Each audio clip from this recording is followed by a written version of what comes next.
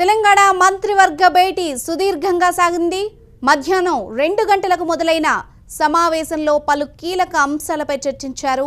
కొత్త సచివాలయం డిజైన్లకు ఆమోద ముద్ర వేసే అవకాశాలు కనిపిస్తున్నాయి. ఏపీతో జల వివాదం, ఎపెక్స్ కమిటీ మీటింగ్ పైన దృష్టి సారించారు. రాష్ట్రంలో కరోనా పరిస్థితులు, విద్యా రంగంపై ఫోకస్ పెట్టారు ముఖ్యమంత్రి. ఆయుష్ డాక్టర్ల వయో పరిమితి పెంపు ఆర్డినెన్స్కు, ఉద్యోగుల డిఏ పెంపునకు ఆమోదం తెలిపే అవకాశాలున్నట్లు సమాచారం.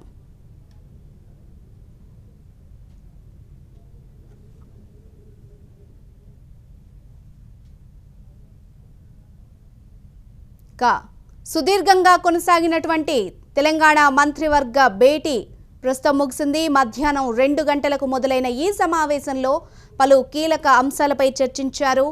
కొత్త సచివాలయం డిజైన్లకు ఆమోదముద్ర వేసే అవకాశాలు కనిపిస్తున్నాయి. ఏపీతో జల వివాదం, ఎపెక్స్ కమిటీ మీటింగ్ పైన దృష్టి సారించారు. ఇక రాష్ట్రంలో కరోనా పరిస్థితులు, విద్యారంగంపై ఫోకస్ పెట్టారు ముఖ్యమంత్రి. ఆయుష్ డాక్టర్ల వయో పరిమితి పెంపు ఆర్డినెన్స్కు, ఉద్యోగుల డిఏ పెంపుకు ఆమోదం తెలిపే అవకాశాలున్నట్లు సమాచారం.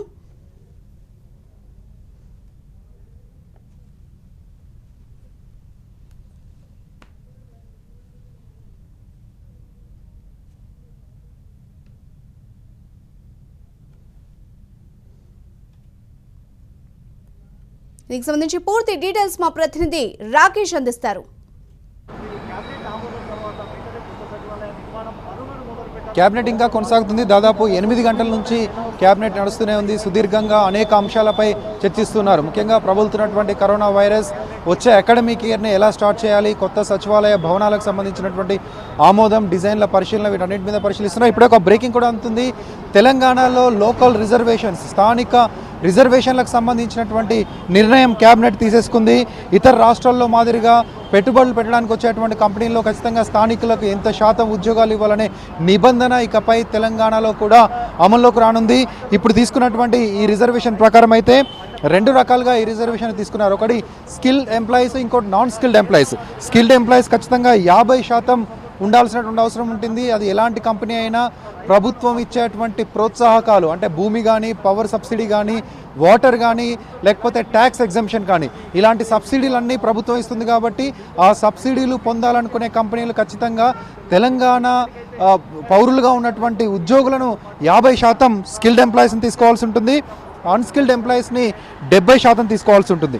ఇక రెండోది, అంటే కొంత ఎగ్జంప్షన్స్ తక్కువగా తీసుకునేటువంటి వాళ్ళకి ఇది వర్తిస్తుంది. పూర్తి స్థాయి ప్రోత్సాహకాలు, పూర్తి స్థాయి సబ్సిడీ తీసుకున్నట్లయితే స్కిల్డ్ ఎంప్లాయీస్ని 60% తీసుకోవాలి. అదేవిధంగా అన్స్కిల్డ్ ఎంప్లాయీస్ని 80% తీసుకోవాల్సిందిగా ఇక్కడ నిబంధన చేకూర్చారు. అదేవిధంగా ఇతర రాష్ట్రాల్లో ఉన్నటువంటి రిజర్వేషన్లను కూడా ఇందులో చెప్పడం జరిగింది. మహారాష్ట్రలో ఏదైతే సూపర్వైజర్ పైన ఉన్నటువంటి ఎంప్లాయీస్ అందరినీ 50%, మొత్తం ఉద్యోగుల్లో 80%, మహారాష్ట్ర వాళ్ళు మాత్రమే ఉద్యోగాలకు తీసుకోవాల్సి ఉంటుంది. కర్ణాటకలో 75%, ఆంధ్రప్రదేశ్లో కూడా కొద్ది రోజుల క్రితమే స్థానిక రిజర్వేషన్లను 75%గా పెట్టారు. ఇక మధ్యప్రదేశ్లో 70% కొనసాగుతుంది. కాబట్టి వీటన్నిటిని మేము పరిశీలించాం. కాబట్టి తెలంగాణలో పెద్ద ఎత్తున పెట్టుబడి పెడుతూ కంపెనీలు ప్రారంభిస్తున్నారు. అదేవిధంగా తెలంగాణలో కొన్నేళ్లలో ఇంకా పెద్ద ఎత్తున పెట్టుబడులు వచ్చేటువంటి అవకాశం ఉంటుంది. ఈ నేపథ్యంలో ఆ పెట్టుబడులకు సంబంధించినటువంటి సబ్సిడీ ప్రభుత్వం ఇస్తుంది. కాబట్టి లోకల్గా ఉన్నటువంటి యువతకి టాస్క్ అనే సంస్థ ద్వారా, అదేవిధంగా లోకల్గా ఉన్న ఇంజనీరింగ్, పాలిటెక్నిక్ సంస్థల ద్వారా వృత్తి నైపుణ్యం, అదేవిధంగా కొంత స్కిల్ డెవలప్మెంట్కి సంబంధించిన ట్రైనింగ్ ఇచ్చి ఆ కంపెనీలకు అనుసంధానం చేస్తుంది. ఖచ్చితంగా 75% లేదా 60%, 50% ఇలా గ్రేడ్ వైడ్గా వాళ్ళకు ఉన్నటువంటి గ్రేడ్ వారిగా ఉద్యోగులను తెలంగాణ నుంచే తీసుకోవాల్సినటువంటి అవసరం ఖచ్చితంగా ఉండబోతుంది. ఈ మేరకు క్యాబినెట్ నిర్ణయం తీసుకుంది. అవసరమైతే అసెంబ్లీలో బిల్లు పెట్టి దాని చట్టంగా కూడా ప్రభుత్వం చేయబోతుంది. కాబట్టి ఇకపై తెలంగాణలో స్థానిక రిజర్వేషన్లు అతి త్వరలోనే అమల్లోకి రానున్నాయి. దాదాపుగా అమల్లోకి కొద్ది రోజుల్లోనే వచ్చే అవకాశం ఉంటుంది. క్యాబినెట్ నిర్ణయం తీసుకుంది, ప్రభుత్వం నిర్ణయం తీసుకున్నట్లుగా మనం దీన్ని భావించవచ్చు.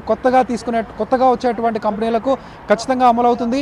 పాతగా పెట్టినటువంటి కంపెనీల్లో దశల వారీగా స్థానిక రిజర్వేషన్లు, ప్రోత్సాహకాలను పెంచుతూనో, లేకపోతే వాళ్ళకి ఇచ్చేటువంటి సబ్సిడీలను తగ్గిస్తూనో, సబ్సిడీలో భాగంగా వీటన్నిటిని కూడా అమలు చేసేటువంటి, స్థానిక రిజర్వేషన్లు అమలు చేసేటువంటి అవకాశం కనిపిస్తుంది.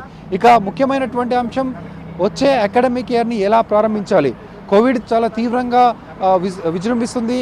అనేక గ్రామాల్లో కూడా వెళ్ళింది. పట్టణాల్లో ఉన్నటువంటి కరోనా వైరస్ గ్రామాల్లో కూడా చేరుకుంది. ఈ నేపథ్యంలో రాష్ట్ర వ్యాప్తంగా ఉన్నటువంటి స్కూల్స్ని ఇప్పుడు కాకపోయినా నెక్స్ట్ మంత్ కాకపోయినా నెక్స్ట్ మంత్ ఖచ్చితంగా స్టార్ట్ చేయాల్సినటువంటి అవసరం ఉంది.